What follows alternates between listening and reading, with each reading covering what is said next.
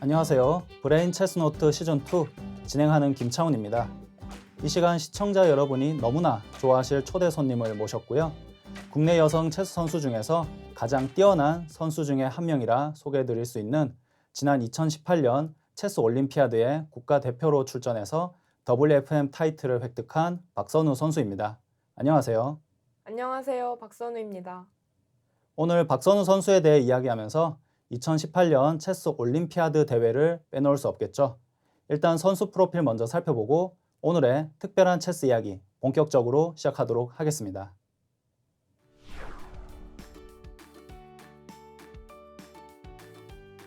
박선우 선수 2016년 바쿠 체스 올림피아드에 여자 국가대표로 출전해서 WCM 타이틀을 획득하고요. 2018년 바투미 체스 올림피아드에서는 WFM 타이틀을 획득했습니다. 이때 체스 올림피아드 스페셜 주니어상도 받았죠. 그리고 2021년 전국 체스 선수권 대회 여자 1위, 같은 해 인도 첸나이 올림피아드에도 국가대표로 선발되었고요.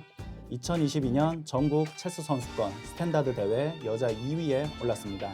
또 항저우 아시안게임 한국 국가대표로도 선발되었습니다.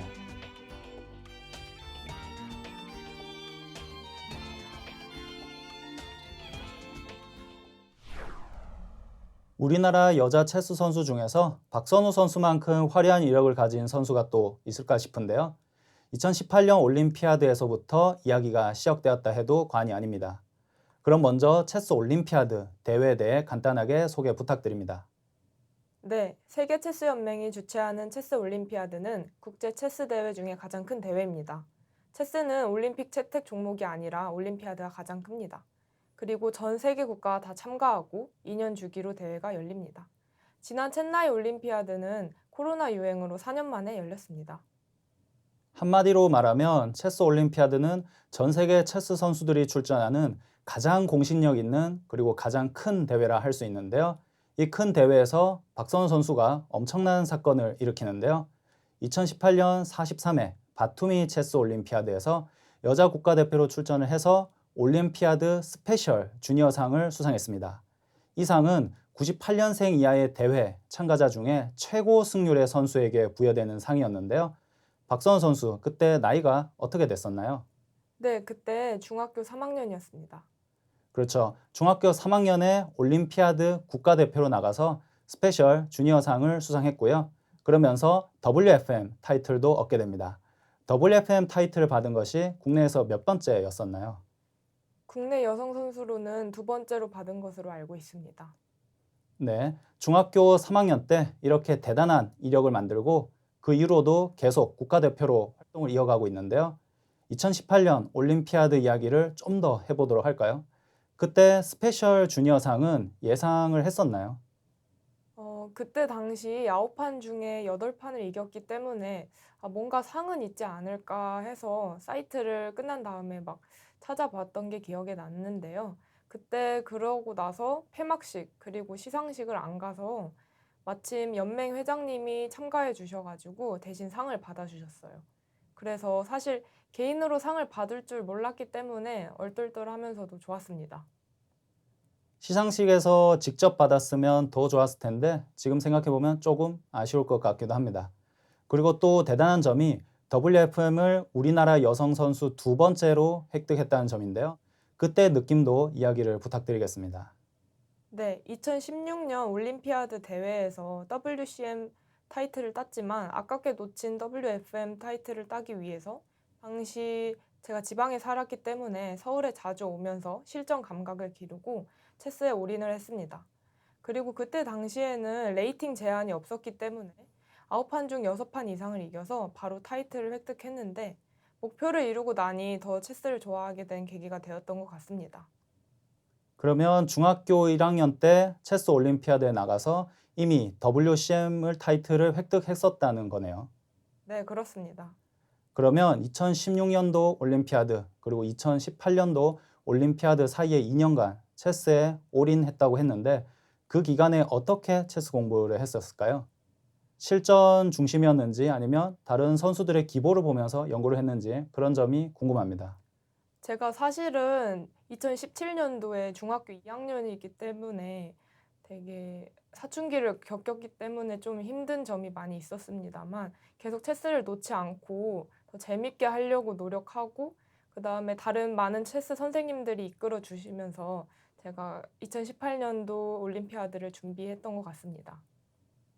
중학교 1학년 때 이미 WCM이 됐다면 체스를 비교적 일찍 시작했을 것 같은데요. 체스는 언제, 어떻게 시작하게 된 건가요? 네, 체스를 처음 배운 계기는 바둑학원을 다니다가 원장님이셨던 임용찬 선생님께서 체스를 시작하셨습니다. 그때 저는 초등학교 3학년이었고 제대로 체스 규칙을 아는 사람도 없었는데 체스판에 들어있는 설명서에 쓰인 대로 서로 설명해주면서 뒀던 기억이 납니다. 아, 바둑 학원을 다니면서 체스를 배우게 됐군요. 그런데 바둑은 그만하고 체스를 선택한 이유가 있을까요? 체스의 어떤 점이 박선우 선수의 마음을 이끌었나요? 우선 체스는 세련돼 보이는 디자인이 좋았고, 그리고 오프닝마다 플레이 스타일이 선수마다 다르고 자신만의 게임을 개척해 나간다는 점이 정말 매력적이라고 생각했습니다. 또 나만의 플레이 스타일이 혼자 고립된 것이 아니라 다른 상대와 교류하면서 소통할 수 있다는 것도 하나의 매력입니다. 체스 선수마다 체스에 빠지게 된 이유는 다양할 텐데요. 디자인이 예쁘다는 것도 빼놓을 수 없는 매력인 것 같습니다. 그러면 체스를 두면서 좋아하는 체스 선수, 또 역대 월드 체스 챔피언을 포함해서 롤모델로 삼고 있는 선수는 누구일까요? 네, 평소에 나카무라 히카루 선수의 유튜브를 종종 보기도 하고 올림피아드에서 출전해서 막 지나가면서 마주친 적이 있는데요. 실제 경기도 그렇고 가장 기억에 남고 좋아하는 선수인 것 같습니다. 네, 브레인 체스 노트. 이 시간 우리나라를 대표하는 여성 체스 선수인 박선우 선수와 이야기 나누고 있는데요. 오늘 이 시간 박선우 선수가 준비해온 실전 경기는 무엇일까요? 어느 선수와의 경기인지 소개 부탁드리겠습니다. 2022년 인도 첸나이 올림피아드 5라운드에서 제가 백을 잡고 진행한 경기였는데요. 상대는 몬테네그로 국적의 레이팅 2100인 밀린코비치 선수입니다. 네, 박선우 선수의 실전 기본은 2022년 인도 첸나이 올림피아드 5라운드 밀린코비치와의 대결인데요. 자세한 내용은 화면으로 준비했습니다. 함께 보시죠.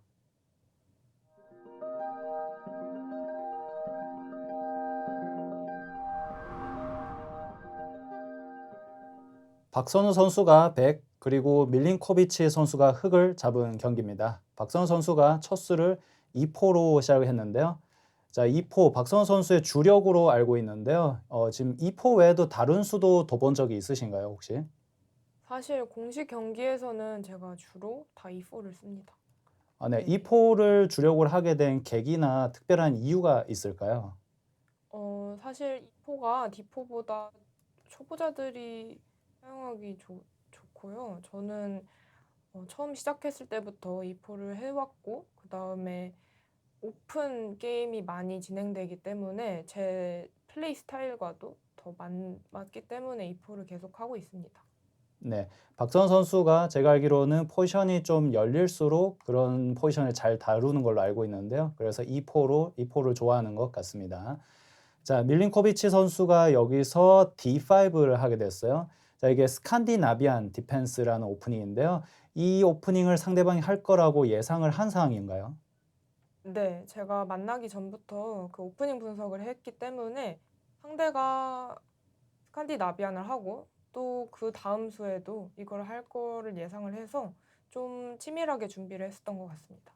평소에 스칸디나비안 디펜스 이 D5라고 하는 이 수를 만나면 어떤 느낌인 것 같나요? 저는 사실 폰이 한번 교환이 되고 초반에 그리고 기본 전개를 최대한 빨리 하면서 오픈 게임을 진행하는 거를 저는 정말 좋아하기 때문에 저는 부담이 없이 상대하는 오프닝 중 하나입니다. 네. 자, 그러면 이제 상대방이 이렇게 디팝을 했을 때 박선 선수가 이렇게 잡았는데요. 자, 잡은 이유는 아무래도 보통 이 퀸으로 대잡게 되면 나이트를 전개하면서 퀸을 쫓아내는 시간을 버는 전개를 할 수 있기 때문에 이 수를 이제 잡는 걸 선택을 하는데요. 자, 여기서 밀린코비치 선수는 이걸 퀸으로 대잡지 않았고 나이트로 이렇게 전개를 했습니다. 이거는 대잡는 거를 나이트로 대잡겠다라는 생각인데 요 과정까지도 이 대회 때 혹시 미리 예상하고 준비되었다고 봐야 될까요? 네, 그렇습니다. 나중에 네 번째 수에 비숍 G4 그거 오는 것도 제가 준비를 했고 네. 그 퀸을 되잡지 않은 것은 이제 나이트 C3로 다시 쫓기지 않기 위해서 한 거라고 볼 수 있습니다. 네. 자, 밀린코비치 선수의 약간의 주력 오프닝이라고 알 수 있는데 이거를 사전에 상대방 선수를 깊게 준비하고 예상을 해서 이 오프닝이 올 거라는 걸 예상한 상이라고 보는데요. 자, 여기서 박선 선수는 이제 D4를 했습니다. D4가 이 순간에 하는 이 이유가 있을까요? 우선 이미 폰을 잡았고 상대는 나이트로 되잡으면서 템포를 안 뺏기려고 하니까 저도 중앙폰을 빨리 열고 나이트나 비숍을 위치를 빨리 전개를 하는 게 목표입니다.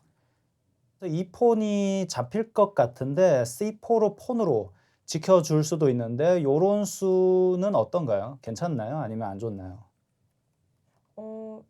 지금 폰 하나 중요한 게 아니라 오프닝에서는 제 기물 전개를 최대한 빠르게 하고 그 폰을 하나 다시 되돌려 주더라도 지금 그 폰 하나보다 빨리 캐슬링하고 공격을 하는 게 우선이라고 판단했습니다.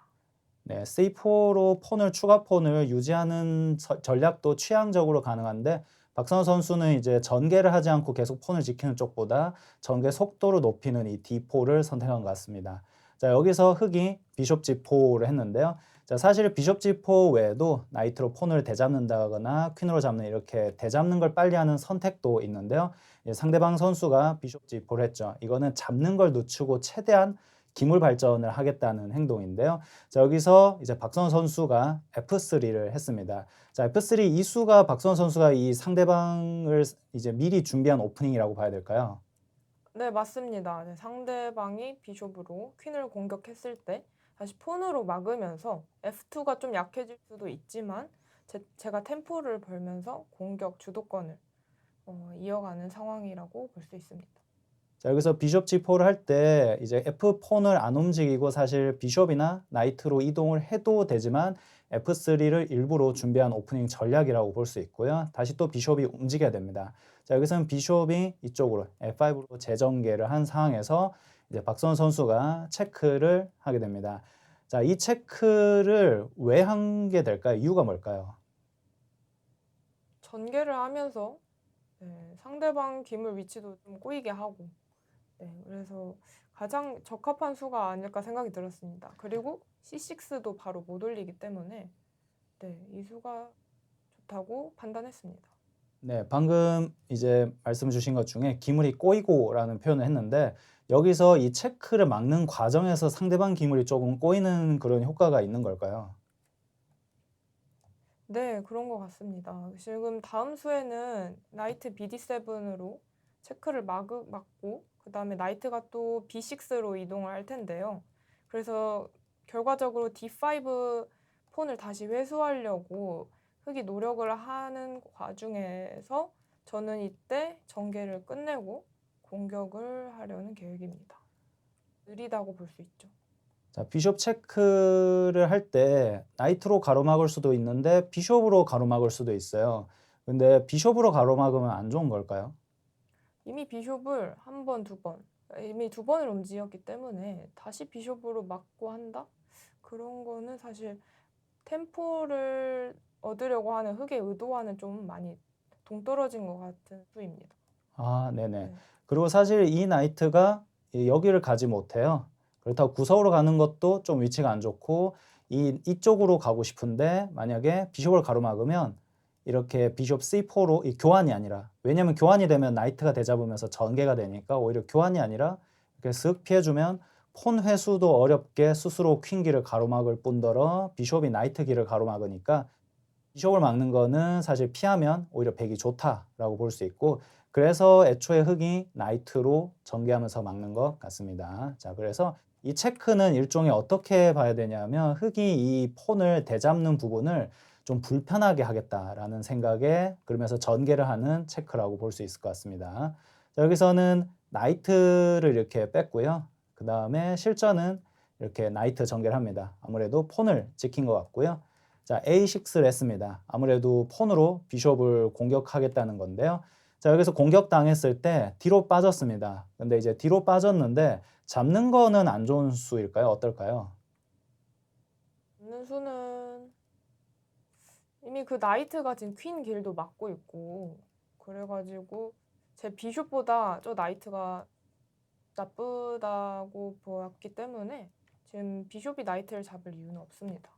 네, 게다가 비숍이 나이트를 잡으면 퀸이 되잡으면서 퀸 전개도 되기 때문에 일부러 이제 잡지 않은 것 같습니다. 자, 그래서 쓱 피했고요. 자, 그다음 흑은 어떻게든 이 나이트를 재전개해서 D8 폰을 회수를 하고 싶었을 것 같아요. 왜냐면 백이 지금 이 폰을 원폰 업, 폰 하나 잡은 상태니까 폰 회수를 이렇게 하고 싶은 거기 때문에 여기서 아무래도 B5로 비숍을 쫓아내면서 나이트를 재전개한 모습입니다. 그래서 D5폰은 지금 보면은 나이트 2개 그리고 퀸 3개로 흑이 공격 중이고 백은 2개로 지켜주니까 결국에 흑은 이 폰을 되잡을 수 있을 것처럼 보입니다. 자, 그러면은 여기서 백은 어떻게 했는지 볼 건데요. 백은 평범하게 나이트 E2로 전개했습니다. 자, 나이트 E2가 보통은 NF3로 많이 전개하는데 F폰 때문에 NE2로 했거든요. 그럼 이 나이트는 앞으로는 어떻게 쓰는 게 좋을까요? 이 나이트는 앞으로 G3나 F4로 전개할 가능성이 높습니다. 네, 아무래도 이런 나이트는 이 위치 자체가 좋다기보다는 그 다음 재전개를 할 생각으로 이렇게 이동을 한 걸로 보입니다. 자, 그래서 애니투 하면서 캐슬링도 벌써 준비가 되어 있는 모습인데요. 자, 그 다음 어떻게 되는지 보자면 흑은 바로 폰을 되잡았습니다. 자, 이렇게 되잡은 상태고요. 결국 백은 폰을 먹었던 폰을 이렇게 이제 결국에 되돌려 주는데요. 자, 백은 여기서 이 나이트 하나는 교환해서 되잡아 준 다음에 여기서 캐슬링을 하기 전에 이제 NG3를 했습니다. 자, 이 나이트는 처음부터 여기를 갈 생각이었던 것 같아요. 자, 그 다음에 나이트 이동하고 비숍 공격하니까 도망간 상태에서 이제 캐슬링을 했습니다. 자, 포지션 한번 보자면 지금은 이제 전개는 누가 더 빠를까요? 백이 비숍 한 개만 빼고 다 전개가 마쳤고 그 다음에 캐슬링도 했기 때문에 흑보다 훨씬 빠른 상태입니다. 그리고 흑이 저기 E7이랑 G7이 다 막혀 있기 때문에 검은색한 비숍이 막혀서 지금 킹사이드 캐슬링을 못하고 있는 것으로 보입니다. 네, 백은 벌써 캐슬링도 했고 백이 조금이라도 전개 속도가 더 빠른 상황인 것 같은데요. 흑은 지금 어두운 비숍 전개를 못해서 아마 뺄 것 같습니다. 자, 어떻게 했는지 한번 보자면 네, 이식스를 했네요. 자, 이거는 이제 어두운 비숍을 이쪽으로 여러 군데 전개를 하겠다는 생각인데 자, 앞으로 백은 어떤 계획을 가지고 플레이할 생각이었나요? 저는 우선 F3 폰을 F4하고 F5까지 해가지고 킹사이드 어택을 진행을 하고요. 그 다음에 뒤에 룩도 있고 나이트도 있으니까. 그리고 아니면은 C4 폰을 올려서 퀸사이드 폰 브레이크를 한번 유도할 생각이었습니다. 네. 지금 백의 계획은 이렇게 나이트를 여기 F5 지점을 컨트롤 해놓고 F4, F5로 공격을 하거나 C4로 공격을 할 생각이었던 것 같습니다. 그러면 여기서 어떻게 했나요? 네, F4를 했네요. 자, F5를 할 생각인 것 같은데요. 자, 여기서 흑은 C5를 했습니다. 이 C5는 왜 해야 될까요? 그리고 이걸 어느 정도 예상은 한 상태였을까요? 제가 느끼기에 흑은 지금 캐슬링이 빨리 해야 하고 지금 검은색 비숍을 빼야기도 하지만 지금 D4랑 F4 폰이 너무 많이 부담이 되었던 것 같아요. 그래서 중앙은 어느 정도 잡아놓고 캐스팅을 해야겠다 그런 생각이 든 것 같아요. 그리고 C5를 하는 목적이 또 저기 D4 폰을 공격하는 것뿐만 아니라 C4를 또 올리면은 비숍 트랩이에요. 비숍이 갇혀가지고 비숍을 잡을 수가 있기 때문에 저는 여기서 포를 할 수밖에 없었습니다. 네. 자, 흑의 상대방의 이 C5는 중앙 카운터라고 보이는데요. C4로 잡지 않으면 C4를 더 전진해서 비숍을 가둘 수 있기 때문에 아무래도 이제 백이 조심해야 되는데 여기서 백은 이제 같이 C4를 했습니다. 자, 상대방의 센터를 같이 C4로 이렇게 하게 되는데 중앙이 이곳이 굉장히 오묘한 상태로 서로 폰과 폰이 서로 공격을 하고 있어요. 자, 실전은 여기서 어떻게 대처를 했는지 한번 보고 싶은데요. 여기서는 이렇게 나이트를 이동했는데 여기서 궁금한 게 흑이 이 폰을 잡으면 어떻게 되나요?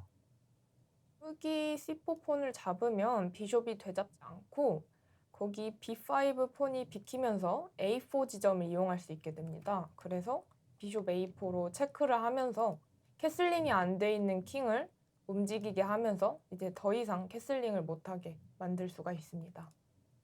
네, 그래서 이 C4를 할 때 흑이 이렇게 잡는 거는 굉장히 별로다라고 보여서 여기서는 C4가 이 나이트를 공격하니까 나이트를 이동을 하는 걸로 대응을 한 것 같고요.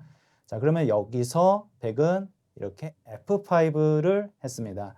자, F5의 목적은 뭘까요? F5의 목적은 지금 비숍을 한 번 더 공격하면서 E6, 그러니까 킹 앞에 파일을 막고 있는 폰을 브레이크를 하면서 지금 캐슬링이 안 돼 있는 킹을 약점으로 해서 공격하려는 의도를 가지고 있습니다. 네. F5가 영역도 늘리고 E6 폰을 없애려는 계획이라고 얘기 주셨습니다. 자, 특히 킹이 중간에 있으니까 이 E6 폰이 없어지면 굉장히 타격이 클 것 같습니다. 자, 여기서 비숍 공격당하니까 어쩔 수 없이 이렇게 대잡아 주면서 자연스럽게 백은 이렇게 두 개로 공격 중이니까 나이트로 대잡게 되고요. 나이트 위치가 정말 좋게 된 것 같은데요. 이 포지션은 지금 백이 조금 더 유리한 걸까요? 어떻게 되나요? 저는 백이 더 유리하다고 볼 수 있을 것 같습니다. 지금 백킹은 우선 캐슬링을 한 상태여서 안전하고 그리고 흑의 좋은 비숍, 그러니까 검은색한 비숍은 아직 전개가 안 되어 있고 좋은 비숍이 하얀색한 비숍은 이젠 나이트와 바꿔야 할 수밖에 없는 상황이기 때문에 지금은 파일도 열려 있고 백이 더 공격하기 좋은 상태라고 볼 수 있습니다. 네, 말씀 중에 이제 나이트를 비숍으로 나이트를 잡을 수밖에 없다. 이렇게 얘기해 주셨는데 그 이유가 뭔지 좀 구체적으로 얘기할 수 있을까요? 우선 그 나이트를 그냥 남겨두면은 지금 빨리 캐슬링을 해서 킹을 안전하게 보호해야 하는 흑 입장에서 비숍을 검은색 비숍을 빼면은 바로 G7이 공격당하기 때문에 아예 망가질 수가 있고요. 그 다음에 이 비숍이 지금 가로막혀 있는 상태에서 나이트를 안 잡고 있으면은 그것 또한 나이트에게 너무 좋은 위치를 허용해 주기 때문에 지금 나이트를 꼭 잡아야 합니다. 음, 네, 나이트 위치가 굉장히 좋기 때문에 특히 G7을 공격하고 있어서 비숍 못 움직이게 가로막고 있기 때문에 결국 잡을 수밖에 없는 그런 상황인 것 같습니다. 자, 그래서 비숍으로 나이트를 잡았고 그러면 룩으로 되잡아 주면서 룩 위치가 굉장히 좋은 것 같아요. F7 지점과 이 모든 곳을 다 공격을 하고 있습니다. 자, 실전은 어떻게 되는지 궁금한데요. 여기서 흑이 이렇게 비숍 전개를 하게 됩니다.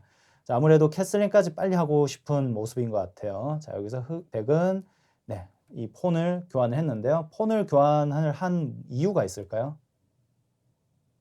저는 상대방이 다음 수에 캐슬링을 할 건 알았지만 이거 C4 폰을 B5로 이동하면서 F7 지점도 공격을 하고 그다음에 일단 폰업이 되면은 폰 한 개를 더 잡으면은 이제 더 도움이 되지 않을까 해서 이렇게 잡았습니다. 이 폰을 잡으면서 비숍의 길이 열리는 게 굉장히 강력한데요. 지금 룩과 비숍이 F7을 공격해서 상당히 흑 입장에선 까다로울 것 같습니다. 자, 폰을 잡으면서 이 비숍 길을 열고 공격인데요. 그럼 흑 입장에선 사실상 이 폰을 잡는 것은 좀 큰일 난 것 같은데요. 자, 그래서 C4를 전진을 했어요. 이 실제 경기에서 이걸 잡으면 C4로 밀 수도 있겠다는 생각을 혹시 하셨나요? 네, 그것이 거의 유일한 수라고 봤습니다. 지금 폰을 그냥 놔두고 캐슬링을 해서 지키기만 한다면은 제가 다시 A6 폰까지 잡으면서 이제 폰이 더 많아질 것이고 그렇기 때문에 나이트가 지금 B6로 아까 갔잖아요. 그래서 그걸 지켜주면서 할 수는 지금 C4가 유일한 것 같습니다. 네. 자, 그래서 C4로 폰을 전진하면서 비숍도 공격하는 시간을 벌면서 F7 공격까지 수비를 해내는 모습이고요. 자, 비숍이 공격당하니까 뒤로 빠집니다. 여기서 비숍을 C2도 있고 A4도 있는데 이 A4가 아니라 C2로 빠진 이유가 있을까요? A4로 빠진다면 저기 나이트가 교환을 해버릴 수도 있고 그러면 제 좋은 하얀색한 비숍이 교환되는 거를 막기 위해서 저는 C2로 가서 나중에 킹사이드 어택을 준비하려고 했습니다. 여기 H7 지점. 네. 네. 비숍을 굉장히 소중하게 다루고 싶어서 이 나이트랑 교환이 아깝다고 생각했기 때문에 이제 비숍 C2로 이동을 한 모습이고요. 자, 그다음에 흑은 이제 G6를 했는데요. G6가 이 룩을 공격하는 행동이고 이 대각선의 비숍을 가로막는 건데 이게 캐슬링이 아니라 이 G6를 해야 되는 이유가 있을까요? 그냥 캐슬링을 했을 때도 상관은 없는데 지금 좀 먼저 룩을 쫓아내고 싶었던 게 상대 마음인 것 같습니다. 왜냐하면 룩이 H5로 와서 더 공격도 할 수 있고 H7 지점이 너무 약해지지 않나 했던 게 상대의 생각이지 않았을까 생각합니다. 이 G6는 괜찮은 수일까요? 아니면 좀 약한 수일까요? 이거는. G6는 사실 룩은 지금 바로 쫓아낼 수 있지만 중앙에 있는 룩을 그렇지만 G7, H6과 같은 G7의 폰이 있었으면 막을 수 있었던 비숍 공격이나 그 약한 칸들을 제가 약점으로 이용할 수 있기 때문에 그것 또한 또 약점이 생겨서 그렇게 아주 좋은 방어는 아니었다고 생각합니다. 결과적으로 흑이 G6를 했기 때문에 생기는 이 약점들을 결국에 나중에 공략을 하게 되나요? 네, 공략을 하게 됩니다. 네. 자, 사실 이제 캐슬링도 가능했는데 G6가 룩 공격한다고 결과적으로 킹 주의가 약해져서 좀 더 힘든 게임이 된 것 같습니다. 자, 실전은 룩이 공격당하니까 쭉 뒤로 빠진 모습이고요. 자, 그 다음에 흑이 캐슬링을 하게 됩니다. 자, 캐슬링으로 왕을 구석으로 이동을 시킨 모습이고요. 자, 그 다음에 백은 비숍을 H6로 전개를 하면서 킹 주위의 어두운 칸 약점을 공격을 하게 됩니다. 자, 비숍 H6로 인해서 또 이제 장점 중에 하나가 룩을 강제 이동시켰기 때문에 이 F7 지점이 약했던 것 같아요. 이 F7 지점을 퀸이 가서 바로 노리게 됩니다. 이 경기 여기서 퀸 F3 갔었을 때 기억이 혹시 나시나요? 내가 좀 포지션이 괜찮다라고 생각했나요? 어떻게 됐었나요? 네, 저는 항상 체스를 둘 때 주도권을 가지고 공격을 하는 걸 좋아하기 때문에 이런 상황이 오면은 최대한 주도권을 놓치지 않으려고 하고 반격의 기회를 안 주려고 노력하는 편입니다. 그래서 사실 비숍 H6가 정확한 수였다고는 할 수는 없지만 주도권을 잡고 상대방이 강제적으로 이렇게 룩이 이동하게 함으로써 제가 더 수월하게 공격을 할 수 있었던 것 같습니다. 네. 자, 요런 전개는 사실 이제 굉장히 교훈적인 움직임이라고 보이는 게 시작 위치에 있던 3점짜리 기물을 전개를 하면서 비숍 전개하면서 아무래도 룩이 값어치가 더 높으니까 공격이 돼 버려요. 그래서 흑은 다른 전개를 다 하고 싶은데도 불구하고 시간이 뺏기는 거죠. 룩 이동의 한 턴을 쓸 수밖에 없어서 이 박선 선수가 얘기한 주도권을 가지는 기물 전개랑 굉장히 어울리는 것 같습니다. 게다가 또 퀸 전개하면서 F7도 또 공격을 하게 돼서 흑 입장에선 가만히 있을 수 없으니까 또 약간 흑 입장에서 시간이 뺏기는 이 F7 지금 이 들어오는 거를 예방할 수밖에 없는 상황이죠. 여기서 실제 경기는 F6를 했는데요. 킹 앞이 매우 약해진 상황이 됩니다. 킹 앞에 폰을 밀수록 계속 약해져요. 자, 그다음에 여기서 퀸 G4를 했습니다. 자, 퀸 G4를 한 이유가 뭘까요?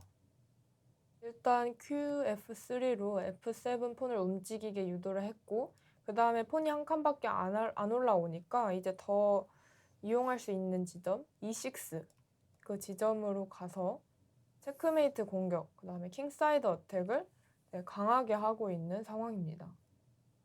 네, 그리고 퀸 E6를 가면 어떤 공격이 이어지는 건가요? 예를 들어서 흑이 이렇게 두면 어떻게 되나요? 이렇게 가면은 사실 Q6보다 지금 더 강력한 게 있긴 해요. 비숍으로 G6 폰을 잡는 것인데요. 그게 희생을 하면서 비숍으로 폰을 잡고 킹 앞에 폰을 열어서 퀸으로 되잡고 이제 체크메이트가 나옵니다. 네. 네. 그러면 퀸 G4가 두 가지 의도가 있는 것 같습니다. 이 G6 지점에 대한 희생 공격이랑 그리고 퀸 E6로 가는 이제 공격 이렇게 네. 있는 것 같습니다. 자, 그러면 굉장히 복합적인 수였던 것 같은데요. 상대방이 이걸 해결하기가 좀 까다로울 것 같은데요. 자, 흑은 여기서 자, 킹 F7을 갔습니다. 킹 F7은 아무래도 이 약점으로 보이는 이 두 칸을 추가로 지켜주는 모습인데요. 킹 F7이 흑의 여긴 수비를 했는데 이것도 결국 약점이 있다고 보이는데 킹 F7만의 또 흑의 약점이 있을까요? 지금 흑 입장에서는 킹 F7으로 잘 방어를 했지만 지금 또 킹이 나오니까 또 F6 폰이 핀이 걸려요. 고정이 되기 때문에 제가 또 그거를 이용할 수가 있고 그 다음에 룩이 A1에 있던 룩이 다시 앞으로 오면서 제가 E6 지점을 추가로 더 공격을 할 수 있는 전략을 갖게 되었습니다. 자, 그래서 결과적으로 흑은 공격을 당하니까 전개를 할 수 있는 시간이 계속 뺏기고 또 킹을 이동하는 시간 손해가 일어났지만 백은 자연스럽게 구석에 있는 룩을 전개를 해서 결과적으로 굉장히 많은 전개 기물을 하고 있는 상황이고 또 백의 킹은 훨씬 더 안전하기 때문에 백이 좋은 상황인 것 같습니다. 자, 룩을 이동해서 지금 벌써부터 퀸 체크가 예정되어 있는 것 같은데요.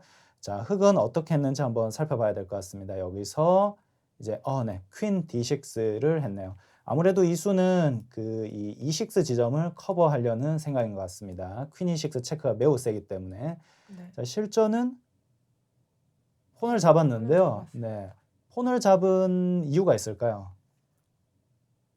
일단 아까 그 말씀하신 것 중에 그 퀸으로 막은 이유가 그냥 QE6가 체크가 아니라 체크메이트여가지고 네, 유일하게 막을 수 있는 수였고 그 다음에 제가 폰을 이미 한 개가 더 유리하기 때문에 폰을 지금 상대방이 지금 방어하느라 지금 힘을 많이 쓸 때 폰을 하나 더 잡아놓으면 더 부담이 되겠다라는 생각이 들어서 그냥 했습니다.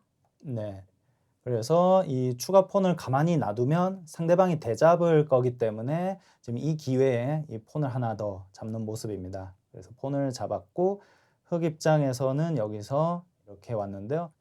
이 룩으로 폰을 대잡을 수도 있는데 잡지 않고 룩을 이동했어요. 흑이 이렇게 한 이유가 있을까요?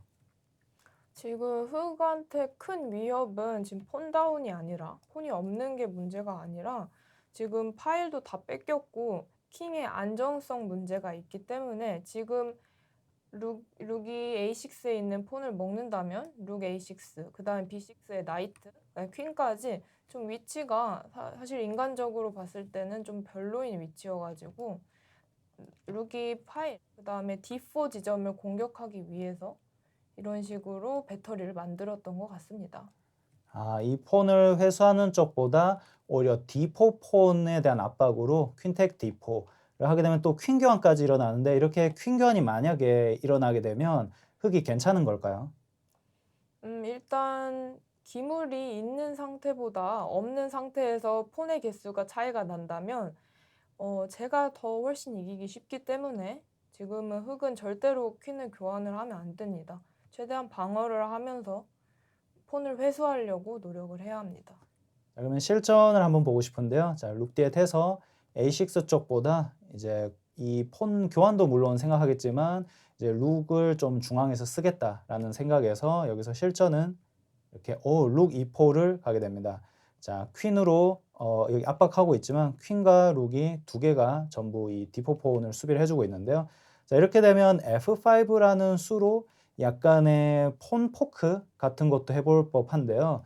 자, 실전은 ND5였습니다. F5는 이걸 해도 되나요? 어떻게 되나요? 근데 이게 보기에는 폰 포크이지만 아까 말씀드렸다시피 룩이 F1에서 지금 핀을 걸고 있기 때문에 지금 폰은 사실 퀸이나 룩을 아무것도 먹을 수가 없습니다. 그래서 제가 그거를 이용해도 되고 또 룩이 폰을 먹으면서 네, G6에 있는 폰이 다시 먹고 QG7 해가지고 체크메이트가 있기 때문에 그 킹 앞에 있는 폰을 포크로 올리는 거는 잘못된 수입니다. 상대방의 이 룩이 포를 할 때 이미 F5는 가능하지 않다는 걸 계산해 놓고 이렇게 했다는 말씀이시죠? 네, 그런 것 같습니다. 네. 자, 여기서 실전은 이제 나이트 D5를 왔는데요. 흑이 나이트 D5를 한 이유가 있을까요? 제가 생각하기에는 나이트가 중앙에 있을 때 제일 강하기도 하고 지금 E7이랑 F6 이 폰 그거 지켜야 하는 최적의 위치가 아닌가 싶습니다. 하지만 퀸의 그 아까 룩이 온 이유가 지금 D4 폰을 공격하기 위해서인데 그거는 살짝 문제가 있나 싶습니다. 그리고 C3 그 폰 올리는 것도 고려했던 것 같습니다. 네, 말씀 주신 게 구석에 있는 나이트가 활동성이 매우 떨어지니까 중앙으로 끌고 와서 여러 군데를 이제 커버를 해주겠다라는 생각인 것 같습니다. 자, 실전은 여기서 이렇게 비숍 A4로 왔는데요. 자, 비숍 A4는 어떤 의도로 한 걸까요? 일단 제 공격 패턴이 어떤 상대가 좀 뒤로 물러나면 제가 앞으로 나가고 상대가 너무 앞으로 나오면 제가 좀 물러나서 기다리는 그런 패턴을 가지고 있는데 이것도 똑같이 나이트가 B6에서 A4 지점을 이렇게 공격을 하고 있었는데요. 방어를 하고 있었는데요. 그래서 나이트가 지금 중앙으로 가서 다른 자리로 움직였을 때 제가 이제 A4 지점을 다시 이용을 해가지고 저 룩을 다시 안 좋은 자리로 쫓아내려는 목적을 가지고 있습니다. 상대방 나이트가 커버해주고 있던 이 A4 지점을 오히려 중앙으로 가면서 버리니까 백이 활용을 하는 모습입니다. 자, 비숍 A4로 룩을 공격을 했고요. 실전은 이렇게 이동을 해줍니다. 자, 그 다음 네, 비숍을 또 이동을 했는데요. 자, 아무래도 폰을 지켜주면서 또 폰을 공격하는 여러 가지 아이디어가 있는 것 같습니다. 자, 여기서 실전은 이렇게 나이트를 다시 이동을 했는데요. 이 상대방이 이걸 다시 이동한 이유는 뭘까요? 다시 이동한 거는 지금 폰이 너무 많이 잡히면 3개까지 잡히면 안 될 것 같다 해서 제자리로 돌아왔는데 이거는 사실 좋은 수는 아닌 것 같고요. 네, 그리고 또 네, 그런 점이 그렇군요. 있는 것 같습니다. 자, 아무래도 이 폰이 공격당하는데 이 나이트를 갔었다가 되돌아간 이유는 이제 폰 지키려고 간 것 같습니다. 자, 그러면은 만약에 여기서 상대방이 이 나이트 돌아가는 거 외에는 할 만한 다른 수가 혹시 있을까요? 이제는 아까 말씀드렸다시피 F5 폰포크가 아까는 왜 안 됐냐면은 룩으로 잡고 해서 퀸 G7 체크메이트가 있어서 안 되는데요. 이제는 지금 아까 제가 비숍으로 룩을 공격해서 룩이 G8에서 G7을 보호하고 있기 때문에 지금은 또 반대로 폰포크가 가능할 것 같습니다. 그러면 F5를 하면 이게 포크인가요? 아닌가요? 사실 포크라고는 할 수는 있지만 지금 핀이 걸려 있기 때문에 잡을 수는 없습니다. 기물을. 네, 이게 동시 공격하는 것 같지만 예를 들어서 이렇게 룩을 이동을 하면 사실 잡지 못하죠. 핀 걸려 있기 때문에. 그래서 포크가 아닌 것 같고 오히려 킹앞이 더 약해지는 것 같아요. 그래서 이 F5를 안 하는 게 좀 더 흙이 더 안전하지 않나 싶긴 한데 이걸 F6나 F5나 둘 다 좀 약하긴 합니다. 지금은. 자, 실전은 여기서 MB6로 지키고 있는 가운데 이제 박선 선수가 어떻게 추가 공격을 했는지 한번 살펴보자면 여기서 퀸을 E2로 가게 됩니다. 아무래도 퀸 E2로 간 이유는 이렇게 이 지점이나 이 지점 요게 대한 압박을 하고 싶었던 것 같은데요. 제 생각이 맞나요, 혹시? 맞습니다. 여기 E6 지점이랑 E7 지점. 지금 비숍을 지켜주고 있던 룩이 아까 이동을 했으니까 비숍에 대해서 공격도 하고 또 C4. C4 그 폰을 또 비숍이랑 같이 공격한다는 점도 있습니다. 아, 네, 복합적인 의미로 굉장히 좋은 퀸 위치로 재전개를 한 걸로 보이고요. 이 E5에 대한 공격을 유지한 채로 C4폰에 대한 공격까지 이어지고 있는 모습입니다.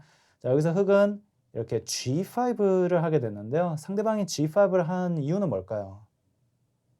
검은색한 비숍을 막고 그 다음에 지금은 비숍이 폰을 잡으면은 핀을 이용해서 다시 안 잡히는 게 아니라 룩이 또 잡으니까 지금 비숍을 가두고 잡으려고 하는 것 같습니다. 룩 G6로요.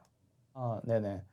자, 그러면은 지금 다음 수에 룩지6나 또는 킹이 간다든가 예를 들어서 이러한 수들로 이 비숍을 트래핑 가둬서 잡겠다는 생각으로 집합을 한 것 같은데 이 수는 괜찮은 대응일까요? 아니면 흑이 이게 좀 실수일까요? 제 생각에는 너무 비숍을 가두기는 하지만 여기 G6랑 H5 그 하얀색한 대각선 지점이 너무 약해지고 네, F5 지점도 약해지기 때문에 안전하지는 않은 것 같습니다. 네, 상대방이 뭔가 야심차게 G5로 비숍을 가둬서 공격하겠다라는 생각은 했지만 실제로는 이 대각선들이 너무 약해서 문제가 추가적으로 발생할 생각인데요. 자, 실전은 이렇게 퀸 체크를 했습니다. 자, 퀸 체크를 해서 이제 룩으로 가로막았을 때 여기서 백이 비숍이 갇힌 줄 알았는데 이제 묘수로 이 상황을 해결을 합니다. 비숍 테이크스 G5 이게 지금 가능한데요. 흑 입장에선 폰으로는 대잡지 못합니다.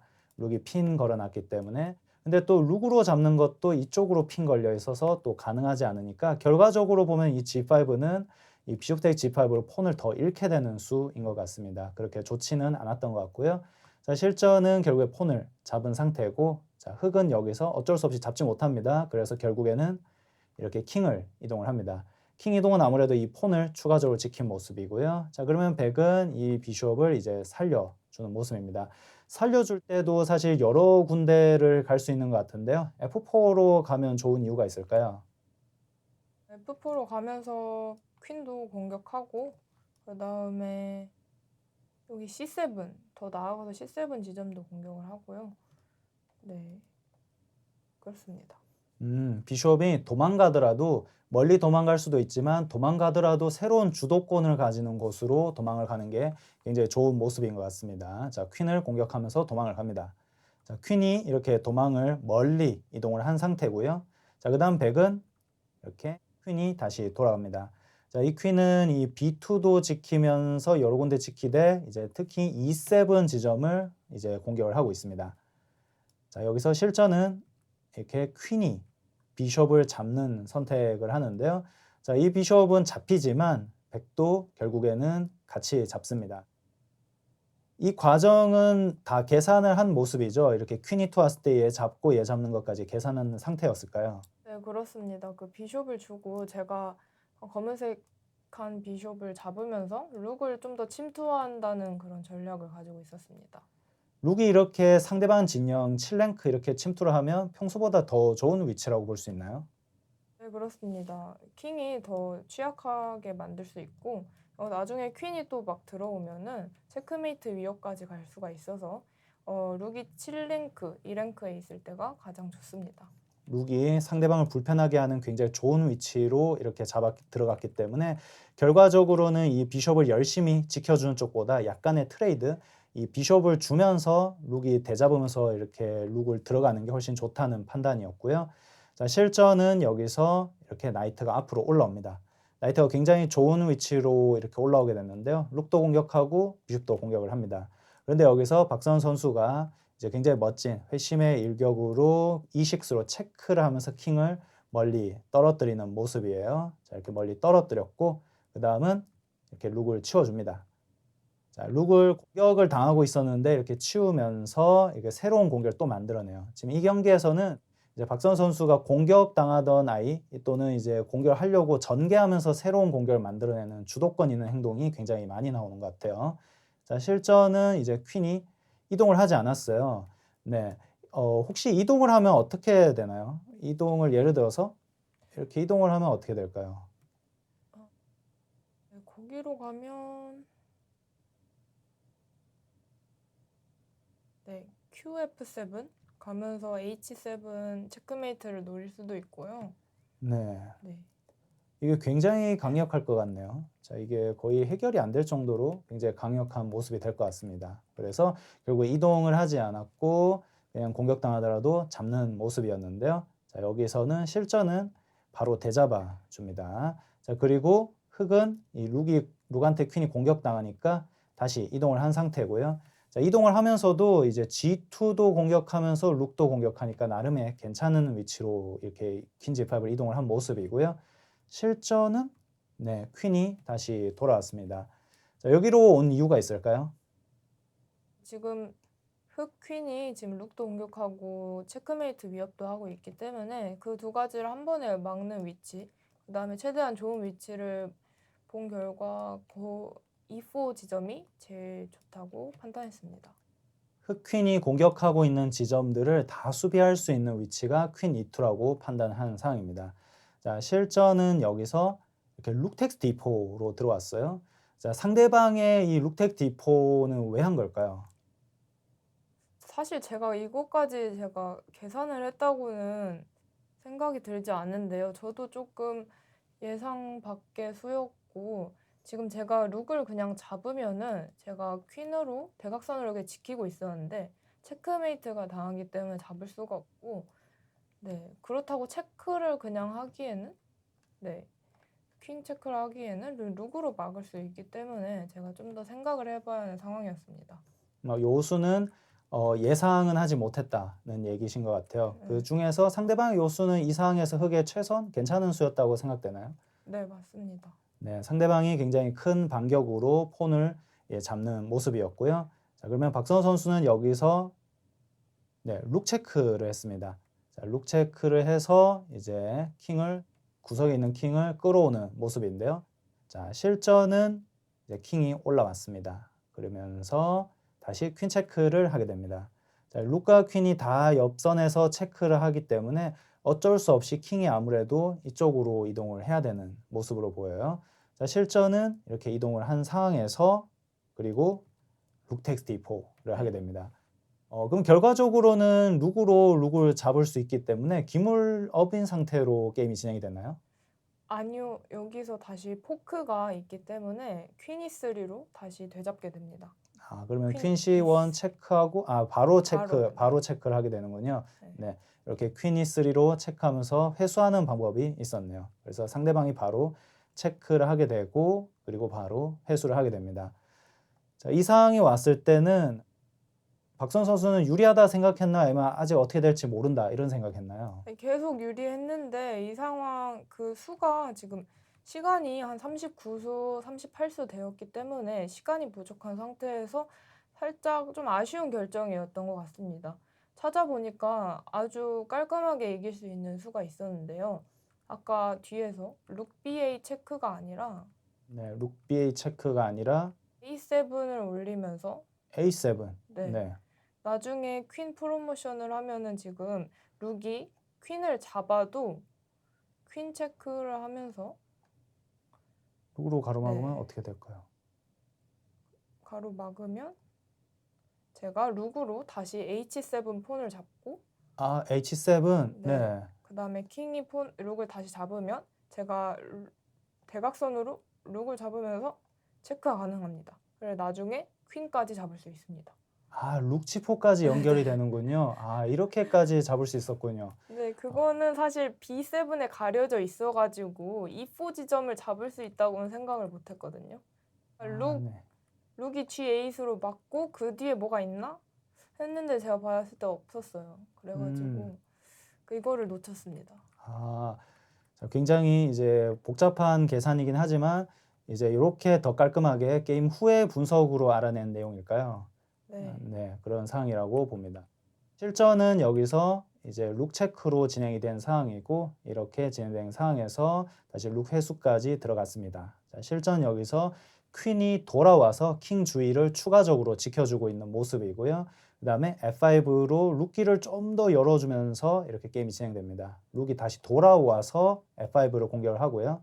그 다음에 C3를 하게 됩니다. C3는 왜 했을까요? C3는 지금 A2랑 B2 폰이 지금 연결돼 있고 A6까지 좀 위협적인 상황이기 때문에 폰 구조를 깨버리려는 흑의 의도를 가지고 있습니다. C3로 이 퐁 구조가 좀 갈라지도록 이렇게 하는 부분인데요. 이게 결국 희생일까요? 부분이? 희생을 해서 하는 걸까요? 희생은 아니고 희생일 수도 있고 아닐 수도 있고 그런 상황이라고 보여지네요. 네. 자, 실전은 이걸 잡진 않았네요. 바로 잡진 않았고 이제 퀸 체크로 이제 킹을 좀 더 이제 불러들이고 뒤로 빠졌을 때 이제 회수를 합니다. 특히 킹이 여기 왔을 때 퀸과 킹을 한 선에 만들어서 강제 퀸 교환을 만들어냈네요. 네. 굉장히 영리한데요. 네. 이 그냥 잡을 수도 있는 것을 이렇게 사이수 체크를 해서 이렇게 킹을 불러들이고 해서 강제 퀸 교환. 폰이 많을 때 강제 퀸 교환을 만들어내는 아주 영리한 퀸 교환입니다. 자, 그래서 이렇게 진행이 됐네요. 그리고 사실 이 폰은 이제 회수를 당할 것 같은데요. 자, 이렇게 됐습니다. 그러면 이 룩 엔딩으로 들어갔는데요. 네. 폰 4개와 2개, 결국 2폰 차이의 룩 엔딩으로 들어간 모습입니다. 자, 경기는 좀 더 진행이 돼서 이렇게 쭉 진행이 됩니다. 일단은 모든 것을 지키고 이렇게 시작이 되고 있는데요. 쭉쭉 이동을 하면서 서로 이렇게 이동을 합니다. 자, 킹 먼저 위치를 잡아주고 폰 지키는데 위치 잡아주고 나서 룩 다시 이동해주고 나서 조금씩 이동을 해줍니다. 자, 이렇게 쭉 진행된 가운데 결과적으로 판단은 A2를 버리면서 게임을 하자 이 생각을 했네요. 네. 이거를 처음에는 버리려고 생각을 안 했다가 나중에 하다 보니까 버리는 게 더 낫겠다 이렇게 생각했나요 혹시? 네, 그렇죠. 에이트4는 지금 한 번도 안 올린 폰이기 때문에 지금 룩한테도 가로막혀 있고 너무 느리기 때문에 지금 C폰이랑 그 G폰, H폰만 가지고 해도 이길 수 있겠다 생각이 들어서 H4를 교환하게 되었습니다. 아하, 네. 그러면은 이 폰을 주고 그리고 이제 이 폰을 잡고 또 이 폰을 주고 이 폰을 잡고 그럼 결국에 폰 두 개로 이렇게 정리가 됐는데요. 그래서 두 폰 차이의 룩엔딩으로 들어간 모습입니다. 그래서 좀 더 이렇게 쭉 진행을 하고 있는 가운데 이제 결국에는 백 입장에서는 이런 룩 체크로 상대 킹 위치를 더 불편하게 뒤로 빠질 수밖에 없게 해주면서 계속 위치를 잡아주면서 폰을 전진하는 모습이 될 것 같습니다. 쭉 이렇게 전진을 하게 되고요. 체크 이후에 또 전진을 쭉 하게 되고 그리고 킹 위치 잡고 다시 폰 이동 그리고 룩 체크로 이렇게 위치 잡고 다시 폰 이동 그리고 위치 잡으면서 이렇게 왔는데요. 실전은 여기서 기권을 했는데 상대방이 아직 프로모션 중인데 이제 지금 기권을 한 이유는 뭐라고 생각되나요? 지금 상대 킹이 너무 끝까지 왔고 지금 폰 두 개를 이길 수가 없고 무한 체크가 나오지 않는 상황이기 때문에 최근 이 상태에서 기권을 한 게 맞는 것 같습니다. 네, 이 결국에는 이 폰들을 시간의 문제지 결국에는 프로모션을 할 수 있다고 봤기 때문에 상대방은 여기서 기권을 한 모습이었습니다. 자, 그러면 오늘은 박선우 선수의 매우 교훈적인 경기를 한번 살펴봤습니다.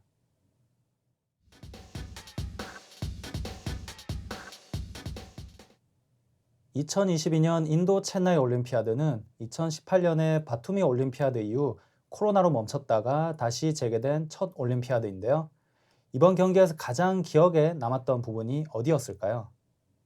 네, 후반에 접어들면서 38수쯤에 시간이 부족하기 때문에 더 좋은 수를 보지 못해서 폰엔딩으로 간 부분이 좀 아쉬웠고 다시 생각할 수 있었던 부분이었습니다. 네, 브레인 체스 노트 시즌2. 이 시간 우리나라 최강의 여자 체스 선수 중 한 명인 박선우 선수와 이야기 나누었는데요. 대화를 나눌수록 박선우 선수의 체스에 대한 열정을 느낄 수 있었던 것 같습니다. 마지막으로 박선우 선수에게 체스란 어떤 의미일까요? 체스는 참 어려운 친구입니다. 전 뭔가 다가가면 다가갈수록, 그리고 알면 알아갈수록 더 어렵고, 하지만 더 친해지고 싶은 그런 존재가 아닐까 싶습니다. 박선우 선수와 함께 체스 전술과 공부 방법에 대해 이야기 나눴는데요. 너무나 당연한 이야기이지만 체스 실력을 끌어올리는 데에 지름길은 없는 것 같습니다. 박선우 선수가 지금까지 성실히 쌓아 올린 결과가 오늘의 자리를 만들었다라는 생각이 듭니다. 앞으로도 좋은 결과 얻을 수 있도록 저희 모두가 응원하겠습니다. 나와주셔서 감사합니다.